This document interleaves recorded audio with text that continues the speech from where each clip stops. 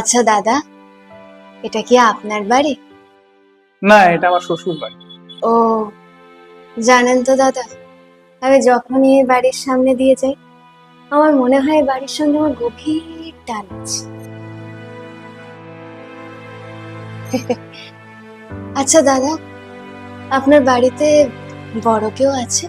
হ্যাঁ, আমার শাশুড়ি মা।